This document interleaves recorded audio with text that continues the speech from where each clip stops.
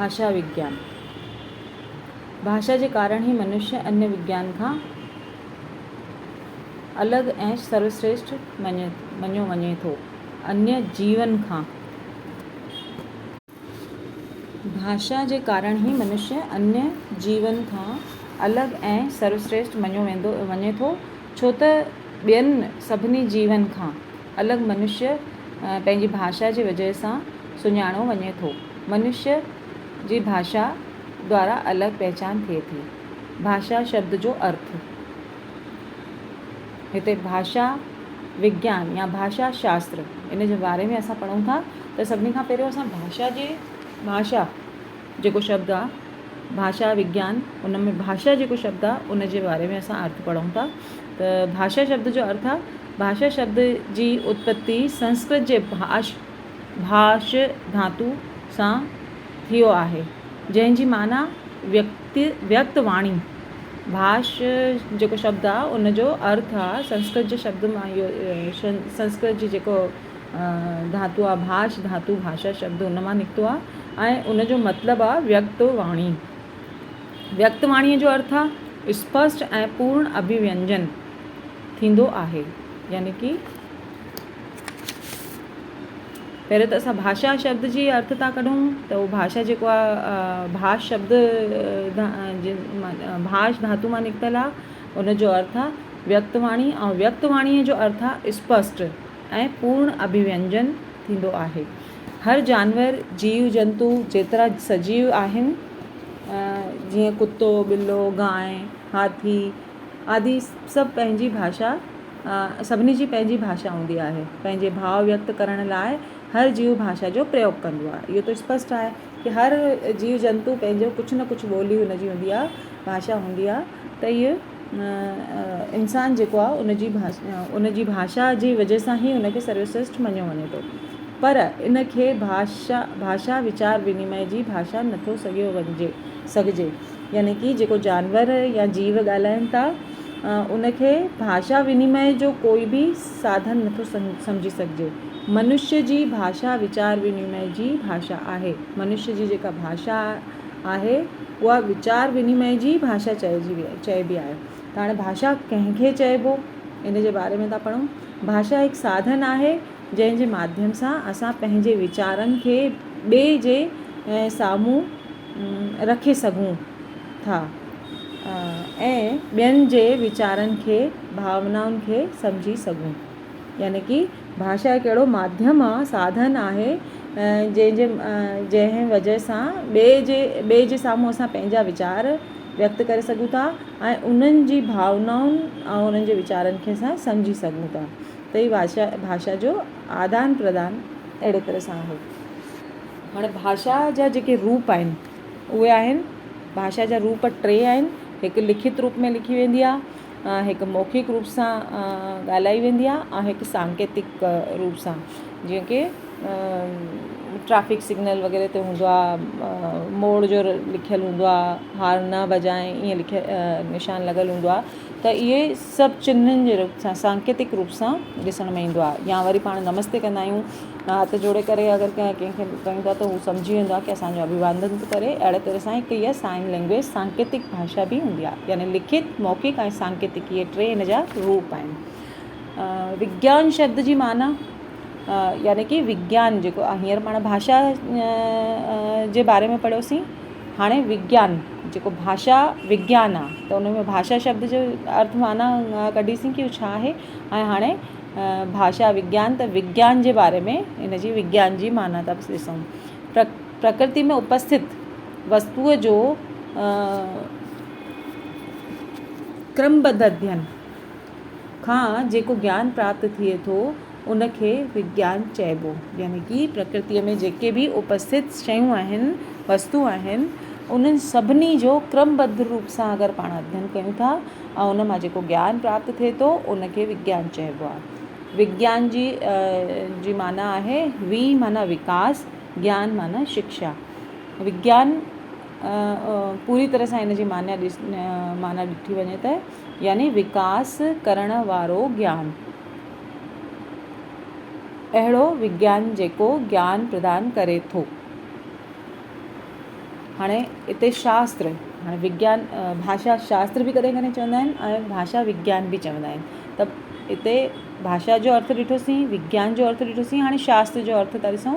शास्त्र जो अर्थ आहे जेको ज्ञान असांखे अनुशासन प्रदान करे थो, मार्गदर्शन करे थो, आंगुर पकड़े हलाए थो, उनखे साधारण भाषा में शास्त्र चयो वञे थो। यानी शास्त्र उहे ग्रंथ आहिनि जेके माण्हुनि जे हित में ऐं अनुशासन जे लाइ ठाहिया विया आहिनि। कंहिं ख़ासि विषय जो समूरो ज्ञान जेको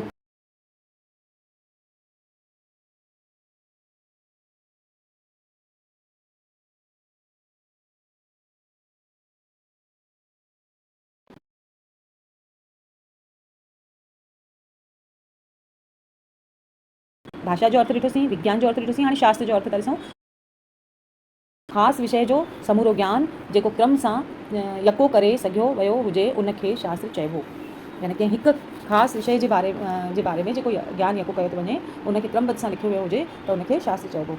प्रचलन शब्द में विज्ञान ऐं शास्त्र ॿई समानार्थी आहिनि। यानी जेका भाषाई रूप सां अगरि ॾिठो वञे त विज्ञान ऐं शास्त्र इहे लॻभॻि हिकु जहिड़ा समानार्थी शब्द आहिनि। भाषा शास्त्र या भाषा विज्ञान ॿई हिकु ई आहिनि। हाणे हिते यदि अगरि अंतर ॾिठो वञे त जॾहिं फिलोलॉजी चऊं था त उहो भाषा विज्ञान आहे ऐं जॾहिं लिंग्विस्टिक चऊं था त उहो भाषा शास्त्र आहे। यानी भाषा जे संबंध में गहराईअ सां अध्ययन विकास जी ज्ञान प्राप्त करणु, विकास जो ज्ञान प्राप्त करण ही भाषा विज्ञान चइबो। मनुष्य जेके हिते ॿ लाइन लिखियल आहिनि, मनुष्य जेके पंहिंजे मुख मां सार्थक आवाज़ जा उच्चारण करे थो उन जे अध्ययन करण ही भाषा विज्ञान आहे। यानी मनुष्य जेको बि पंहिंजे मुंहं मां आवाज़ कढे थो जेको कि उनजो सार्थक हुजे उन उच्चारण खे अध्ययन करण ही भाषा विज्ञान आहे। हाणे त भाषा जी परिभाषा आहे। भाषा जी परिभाषा जेको आहे कुझु विद्वाननि ॾिनी आहे। उन मां आहे विश्वकोश जे अनुसार आहे भाषा ध्वनि प्रतीकान भाषा जेको आहे भाषा ध्वनि प्रतीकनि जो या सांकेत जो जी हिकु अहिड़ी मानवीय व्यवस्था आहे जंहिंसां हिकु समूह जा भीड़ पाण में वीचार विनिमय था कनि। इन सां स्पष्ट आहे कि भाषा जी जेका ध्वनि आहे उहा प्रचलन में अहिड़ो हिकु सांकेत आहे जेको कि हिकु समूह मिली करे पाण में माण्हू हिक ॿिए जे वीचारनि खे विनिमय था कनि। महर्षि पतंजलि जे अनुसार जेका वाणी वर्णन यानी कि अखरनि सां व्यक्त थिए थी ऐं उनखे भाषा चइबो आहे। यानी कि जेका वाणी वर्णन यानी अखरनि सां व्यक्त थिए उनखे भाषा चइबो। कामता प्रसाद गुरु जे अनुसार लिखियलु आहे भाषा उहो साधन आहे जंहिंजे द्वारा मनुष्य पंहिंजा वीचार ॿियनि सां भली भांति तरह सां प्रकट करे सघे थो ऐं ॿियनि खे वीचारनि खे स्पष्ट रूप सां सम्झी सघे थो। यानी ॿियनि जे वीचारनि खे स्पष्ट रूप सां सम्झी सघे थो। यानी कि उहा हिकु भाषा चइबो जंहिंखे असां कंहिंखे चऊं त उहो सम्झी वञे ऐं हू कंहिंखे चवे त असां सम्झी वञूं। डॉक्टर बाबूराम सक्सेना जे अनुसार चयो वियो आहे जंहिं ध्वनि चिन्ह सां मनुष्य परस्पर वीचार विनिमय कनि था उनखे ई भाषा चइबो आहे। हाणे त भाषा जा गुण आहिनि।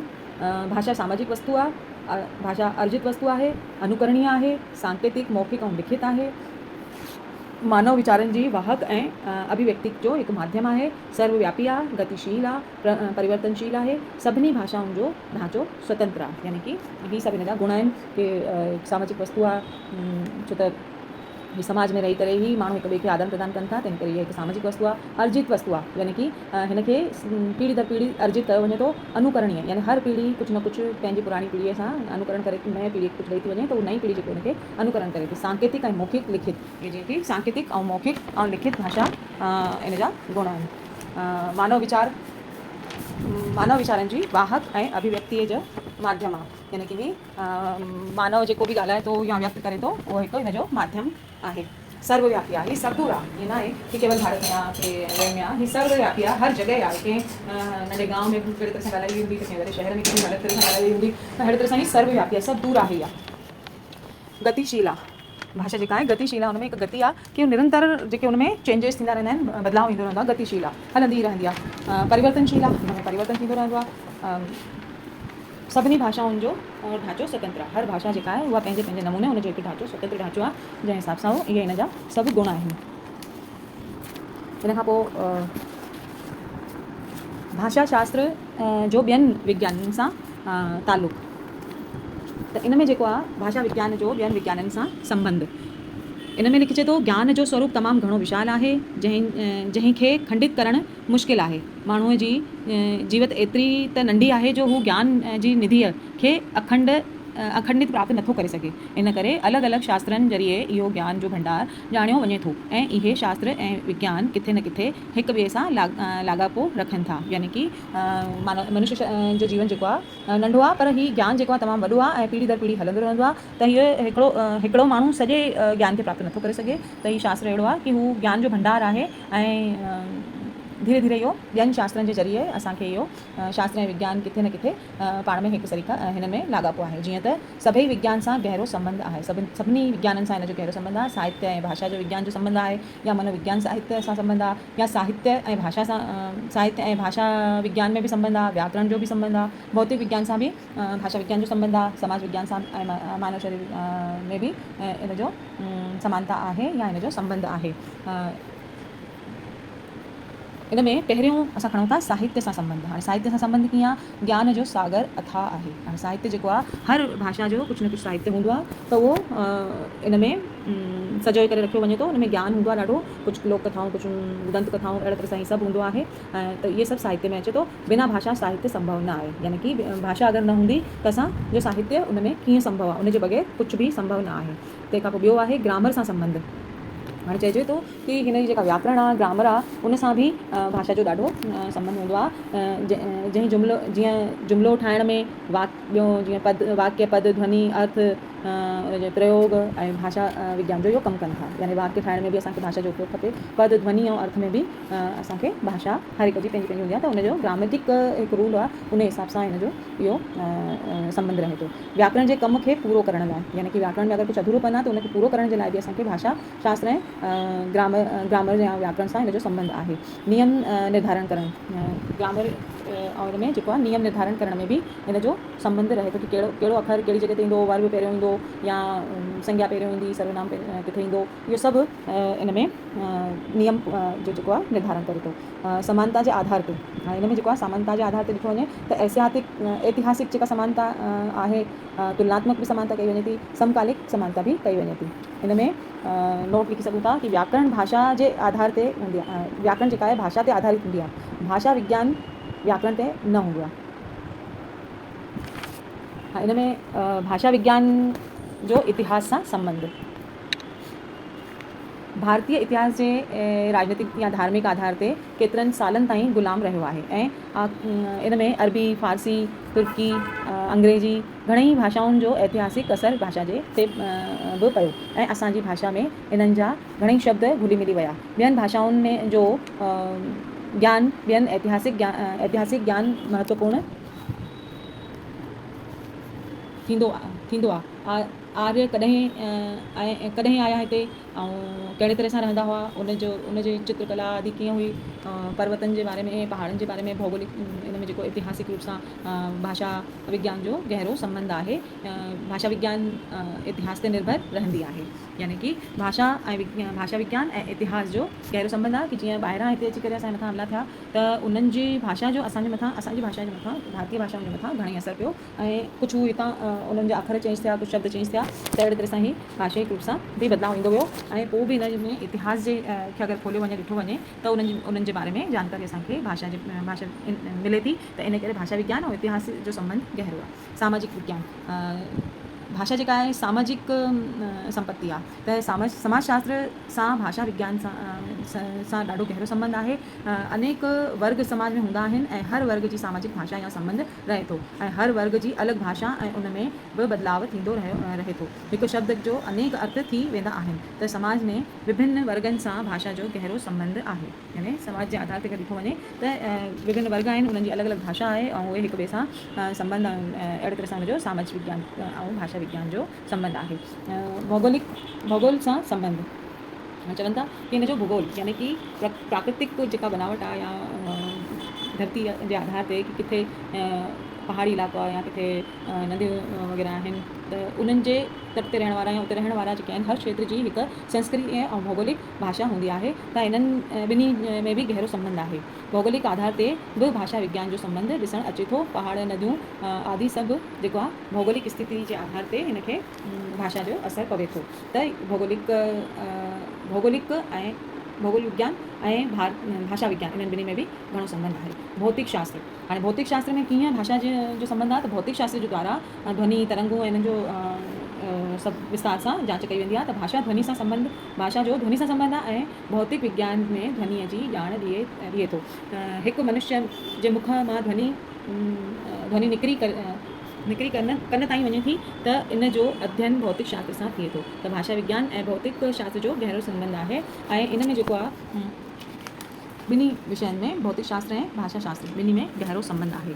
भाषा शिक्षण सां संबंध, हाणे हिते जेको आहे भाषा शास्त्र जो भाषा शिक्षण सां बि गहरो संबंध आहे। जीअं त छो त उच्चारण संबंधी समस्या ऐं व्याकरण संबंधी समस्या उन्हनि में रुकावटुनि खे दूरि करण में सहायक आहे। जेकी शिक्षण हूंदी आहे उहा भाषा शिक्षण जेको आहे उहो इन्हनि जी जेके रुकावटूं आहिनि व्याकरण में ऐं व्याकरण संबंधी ऐं इनमें जेके रुकावटूं अचनि थियूं उनखे दूरि करण लाइ इहा सहायक आहे। अॼु ताईं जेके बि सामग्री मिली आहे भाषा शिक्षण द्वारा ई प्राप्त थी आहे। अतः इन्हनि ॿिन्ही जो गहरो संबंध आहे। तर्क शास्त्र सां संबंध, तर्क प्रणाली जेका अपनाई थी वञे उन्हीअ भाषा विज्ञान में बि कमु आंदी आहे। यानी कि जेका तर्क प्रणाली आहे उहा भाषा विज्ञान में बि तार्किक रूप सां इन में ॾिठी वञे थी त तर्क शास्त्र ऐं भाषा शास्त्र जो ॿिन्ही जो गहरो संबंध आहे। मानव शारीरिक विज्ञान सां संबंध, यानी मनुष्य जो जेको शरीर आहे उनजो जेको विज्ञान आहे उन में ऐं भाषा विज्ञान में बि गहरो संबंध आहे। पूर्व निधि, यानी भाषा विज्ञान मानव शरीर पूर्व निधि आहे। छो त उच्चारण ऐं ॿुधण लाइ शरीर जा अंग क्रियाशील थींदा आहिनि। तंहिं करे शरीर जो कुझु अंग, शरीर जा जेके कुझु अंग आहिनि जीअं वैज्ञानिक अध्ययन करणो पवंदो आहे। अखियूं कहिड़ीअ तरह दिमाग़ ताईं पहुचाइनि थियूं। जेको लिखित साहित्य अगरि माण्हू पढ़े थो त उहो अखियूं जेको आहे दिमाग़ ताईं कीअं थी पहुचाइनि, ऐं कन जेको आहे मुंहं मां अगरि कोई शब्द निकिरे थो त उहो कननि ताईं कीअं पहुचे थो। त अहिड़ी तरह सां ई मानव शरीर सां बि हिन जो मानव शारीरिक विज्ञान जेको आहे उन सां बि भाषा विज्ञान जो गहरो संबंध आहे। मनोवैज्ञानिक संबंध, हाणे भाषा विज्ञान जो मनोवैज्ञानिक शास्त्र सां बि गहरो संबंध आहे। छो त भाषा विज्ञान खे बि भाषा खपे ऐं मनोविज्ञान खे बि भाषा जो रूप भाषा खपे। भाषा खे सुलझाइण लाइ इंसान जे अंदरि मन में इच्छाऊं छो ऐं कीअं उत्पन्न थी, कामना कीअं पैदा थी, ऐं ही सभु मनोविज्ञान द्वारा ई इन जो अध्ययन कयो वञे थो। त इन जो मतिलबु आहे कि भाषा जो बदिलाव जी जानकारी बि मनोविज्ञान जे ज़रिए ई थिए थी। त मनोविज्ञान ऐं भाषा विज्ञान ॿिन्ही में गहरो संबंध आहे। त हीअ अहिड़े तरह सां हिन जी भाषा विज्ञान, भाषा शास्त्र ऐं भाषा विज्ञान, इन जो अर्थ ऐं हिन जो ॿियनि विज्ञाननि सां कीअं संबंध हो इहो असां हिन में पढ़ियोसीं।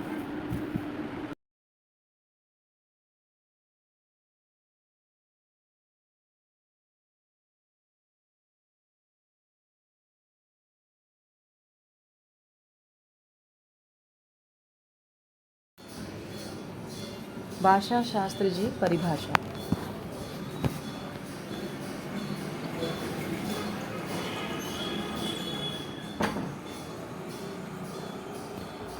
भाषा शास्त्र जी परिभाषा आहे कंहिं ख़ासि मतिलब सां कोशिशि करण सां मनुष्य पंहिंजे मुख मां जेके आवाज़ जो मजमूओ कढे थो तंहिंखे भाषा चइजे थो। भाषा जी ॿी परिभाषा आहे भाषा विज्ञान खे कला जे दायरे में न आणे विज्ञान जे दायरे में आणणु घुरिजे। टियों आहे यूरोप में इन जो नालो फिलोलॉजी यानी भाषा सां प्रेम करणु। चयों 19वीं सदीअ में कंपरेटिव फिलोलॉजी इनखे चयो वेंदो हो। चौथों आहे फ्रांस में इनखे लिंग्विस्टिक नाले सां बि पुकारियो वियो। किथे किथे इनखे साइंस ऑफ लैंग्वेज बि चवंदा आहिनि। भाषा विज्ञान जो ॿिज भारत में पोखियो वियो, पोइ संसार जे विद्वाननि पाणे ॾेई वृक्ष याने वण जे रूप में आंदो। भाषा शास्त्र जी खूबियूं। भाषा हिकु विकासशील वस्तु आहे। इन में वक़्तु अनुसार बदिलाव थींदो रहंदो आहे। भाषा जी इहा परिवर्तनशील भाषा जी इहा परिवर्तनशीलता ई भाषा खे ताज़ो तवानो बणाए रखंदी आहे। भाषा जा 3 पक्ष आहिनि। पहिरियों व्यक्तिगत पक्ष, सामाजिक पक्ष ऐं टियों आहे सामान्य पक्ष। ये 3 हिन जा पक्ष आहिनि, व्यक्तिगत, सामाजिक ऐं सामान्य। भाषा वीचारनि जे इज़हार जो तरीक़ो या साधन आहे। भाषा जी ख़ासियतूं आहिनि। पहिरियों आहे उच्चारण, जंहिंमें आवाज़ जीअं ॼिभ, ॾंद या चपनि द्वारा थींदो आहे। इहे ख़ासियतूं आहिनि हिन जूं। ॿियों आहे सार्थकता, जंहिंजो अर्थ निकिरे। टियों आहे प्रतीकता, जीअं हथ जोड़े ॻाल्हाइण, मतिलबु साइन लैंग्वेज टाइप। चौथों आहे दुनियादारी, दुनिया जे व्यवहार में हलण वारा चौथों जेको आहे दुनियादारी, दुनिया जे व्यवहार में हलण वारा। जीअं घोड़े खे संस्कृत में पहिरियों अश्व चयो वेंदो, पोइ धीरे धीरे हॉर्स, पोइ धीरे सां घोड़ो थी वियो। पंजवां सिरिश्तो, यानी गॾिजी कमु करण वारा शब्द, जेके हिक ॿिए सां लाॻातो रखंदा आहिनि। छहों आहे ख़ासि मजमूए ज़रिए प्रयोग। इन्हीअ ख़ूबियुनि जी ॼाण हासिल करण सां पोइ इन नतीजे ते पहुचिजे थो त सिंधी भाषा या कंहिं बि भाषा जो इस्तेमालु रुॻो उहे करे सघनि था जिन खे उन भाषा जे बारे में ज्ञान ऐं ॻाल्हाइण जो तजुर्बो हूंदो।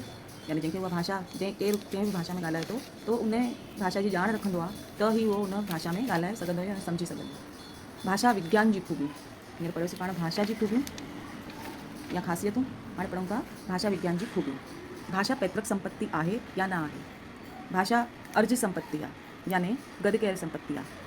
ॿियो नंबर आहे भाषा स्वाभाविक ऐं प्राकृतिक क्रिया आहे, अनुकरण ज़रिए बौद्धिक यतन करण जी।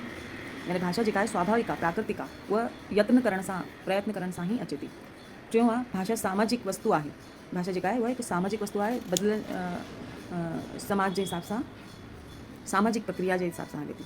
चौथों आहे भाषा सर्वव्यापी निर्वाह आहे। ये भाषा जेका आहे सर्वव्यापी, सभु दूर हूंदी आहे। पंजों आहे भाषा जो वहिकणो, भाषा जो वहिकणो यानी नंदीअ वांगुरु हूंदी आहे। जीअं नंदियूं हमेशह वहंदी रहंदी आहे, ईअं भाषा जो बि वहिकणो हूंदो आहे। सदाईं कुझु न कुझु बदिलाव रहंदो आहे ऐं हमेशह हलंदी रहंदी आहे, प्रवाहित रहंदी आहे। जेतिरो उनखे इस्तेमालु कबो ओतिरो वधंदी वेंदी आहे। छहों आहे भाषा सम्झण ऐं सम्झाइण जो मौखिक साधन आहे। भाषा जेका आहे उनखे ॻाल्हाए ॿोलाए वेंदो आहे, यानी कि मौखिक रूप सां हिक ॿिए खे सम्झाइण लाइ या मौखिक साधन आहे। उच्चारित भाषा सप्राण आहे, सजीव आहे, त लिखित निष्प्राण ऐं जड़। यानी कि जेका भाषा उच्चारित की थी वञे उहा सप्राण आहे, सजीव आहे, उहा ॻाल्हाए वञे थी, ॿोलाए वञे थी, उनखे सजीव चइजे थो। ऐं जेका लिखित आहे निष्प्राण ऐं जड़ आहे। भाषा विज्ञान जा कुझु अंग आहिनि हिन में। भाषा विज्ञान भाषा जो अध्ययन आहे, अभ्यास आहे। भाषा जो विज्ञान हुअण करे उनजी अलॻि अलॻि रूपनि ऐं उनजी अलॻि अलॻि स्थितीअ जो अध्ययन कयो वेंदो आहे। भाषा विज्ञान भाषा जो अध्ययन आहे। हाणे हिते भाषा जो अर्थ आहे कि भाषा विज्ञान खे विज्ञान छो थो चयो वञे। भाषा विज्ञान हिकु अध्ययन आहे, अभ्यास आहे। भाषा जो विज्ञान हुअण करे उनजी अलॻि अलॻि रूपनि ऐं उनजी अलॻि अलॻि स्थितीअ जो अध्ययन कयो वेंदो आहे। साधारणतः भाषा विज्ञान जा 4 तत्व आहिनि। इन जा 4 तत्व आहिनि। पहिरियों आवाज़ यानी ध्वनि, ॿियों आहे जुमिलो जेको कि वाक्य, ऐं टियों आहे शब्द, जेके वाक्य ठहे थो उहो नंढनि नंढनि शब्दनि मां ठहे थो। ऐं अर्थ, उन शब्द जो अर्थ छा आहे, जुमिले जो अर्थ छा आहे, उहो जेको आवाज़ आहे उनजो कुझु अर्थ हुजे त उहो भाषा में ईंदो। यानी हिन जा 4 तत्व आहिनि, आवाज़, जुमिलो, शब्द ऐं अर्थ। आवाज़ जो मतिलबु आहे आवाज़ जो उच्चारण थींदो आहे अनेक आवाज़ जे मेल सां। शब्द जो निर्माण थींदो आहे, जेको आवाज़ थी हूंदो आहे उहो कुझु उच्चारण जेके ध्वनि हूंदियूं आहिनि उन्हनि जे मेल सां उहो आवाज़ ठहंदो आहे। जेको शब्द आहे, शब्द जो निर्माण अलॻि अलॻि आवाज़ जो उच्चारण थींदो आहे, अनेक आवाज़ जे मेलनि सां शब्द ठहंदो आहे। ऐं जेको शब्द जो निर्माण थींदो आहे, अलॻि अलॻि शब्दनि जे निर्माण सां वाक्य ठहंदो आहे। ऐं वाक्य खां पोइ वाक्य यानी जुमिले जो निर्माण थींदो आहे। जुमिले जो को न को मतिलबु थींदो आहे, यानी सार्थकता हूंदी आहे। इन मां जुमिला अर्थ सां जुड़ियल हूंदा आहिनि। जॾहिं भाषा में ध्वनि, शब्द, जुमिला ऐं अर्थ ई मौजूदु हूंदा आहिनि त भाषा जो अभ्यास करण वारो विज्ञान इन खां जुदा न आहे। इहो कारण आहे जो भाषा विज्ञान जे अंग जो बयानु कयो आहे आधुनिक भाषा विज्ञान में। आधुनिक भाषा विज्ञान में इन में 2 ॿिया बि जोड़िया विया आहिनि। हिकिड़ो यानी 4 त मथे थी विया, आवाज़, जुमिलो, शब्द, अर्थ। ऐं 5हों हिन में जोड़ियो आहे आधुनिक जेके शास्त्री हुया उन्हनि। 5हों आहे कोश विज्ञान। कोश विज्ञान यानी जेको शब्द जो हिकु भंडार ठही थो वञे उहो। ऐं 6हों आहे भाषिक भौगोलिक विज्ञान यानी भौगोलिक जंहिं क्षेत्र में जेका भाषा ॿोली या चई थी वञे उनजो विज्ञान। भाषिक भौगोलिक जे राजस्थान, गुजरात, महाराष्ट्र या विदेशनि में बि अलॻि अलॻि जॻह ते भौगोलिक स्थिति जे हिसाब सां उनजो विज्ञान आहे। खे सभु शामिलु कयो अथनि, इन्हनि ॿिन्ही खे बि हिन में शामिलु कयो अथनि। ऐं भाषा जा मुख्य अंग आहिनि ध्वनि विज्ञान इन में मुख्य अंग अथसि हिन जा ध्वनि विज्ञान, वाक्य विज्ञान, रूप विज्ञान, अर्थ विज्ञान, शब्द विज्ञान, कोश विज्ञान ऐं भाषिक विज्ञान। हिन में हिकु सतों इहो रूप विज्ञान बि वधी वियो। साधारण अंग आहिनि भाषा जी उत्पत्ति। भाषा जी उत्पत्ति जेका आहे मतांतर जे हिसाब सां परिवर्तन करे थी। ॿियो आहे जेके साधारण अंग आहिनि उहे हिन में आहिनि। साधारण अंग 4 ॿिया बि आहिनि। पहिरियों पाण पढ़ियासीं हुननि जा तत्व। तत्व त थी विया 4 आवाज़, जुमिलो, शब्द, अर्थ। तंहिंखां पोइ 2 ॿिया जुड़िया कोश विज्ञान ऐं भाषिक भौगोलिक विज्ञान। तंहिंखां पोइ हिन जा मुख्य अंग जेके आहिनि हे हुया तत्व। हाणे हिन जो जेके मुख्य अंग थी विया उन में हिकु रूप विज्ञान वधी वियो। विज्ञान जो जेको भाषा विज्ञान जा जेके तत्व अंग आहिनि उन में 4 त हू 6 त उन में थी विया ध्वनि विज्ञान, वाक्य विज्ञान, अर्थ विज्ञान, शब्द विज्ञान, कोश विज्ञान ऐं भाषिक भौगोलिक विज्ञान। पर हिकिड़ो हिन में रूप विज्ञान यानी इहो 7 थी विया। तंहिंखां पोइ साधारण अंग हिन जा जेके साधारण अंग आहिनि उहे आहिनि भाषा जी उत्पत्ति ऐं ॿियो आहे भाषा जी उत्पत्ति मतांतरनि जे परिवर्तन जे आधार ते थींदी आहे। ऐं ॿियो नंबर आहे भाषाउनि जो वर्गीकरण, उनखे अलॻि अलॻि वर्गनि में कीअं विरायो वियो आहे। 3 नंबर आहे लिपि, अलॻि अलॻि वीचारनि जो अध्ययन। लिपि 3 नंबर आहे, उन में अलॻि अलॻि वीचार आहिनि उन्हनि जो अध्ययन कयो वेंदो आहे। चौथों आहे व्युत्पत्ति शास्त्र, व्यू उत्पत्ति शास्त्र यानी उत्पत्ति जा कारणनि जो हुन में अध्ययन कयो वञे थो भाषा विज्ञान में। यानी इहे हिन जा 4 अंग ॿिया बि 7 त हू मथे आहिनि ई सही, ध्वनि विज्ञान, वाक्य विज्ञान, रूप विज्ञान, अर्थ विज्ञान, शब्द विज्ञान, कोश विज्ञान ऐं भाषिक भौगोलिक विज्ञान। पर हिन जा जेके आहिनि इहे मुख्य अंग आहिनि 7। ऐं वरी साधारण अंग आहिनि भाषा जी उत्पत्ति, भाषा जो वर्गीकरण, भाषाउनि जो वर्गीकरण, 3 आहे लिपि ऐं 4 आहे व्युत्पत्ति शास्त्र यानी 7 ऐं 4 है 11 अहिड़ी तरह सां। हाणे ॿियो नंबर क्वेश्चन आहे सिंधी भाषा जे गुण बुनियाद ते रोशनी विझो।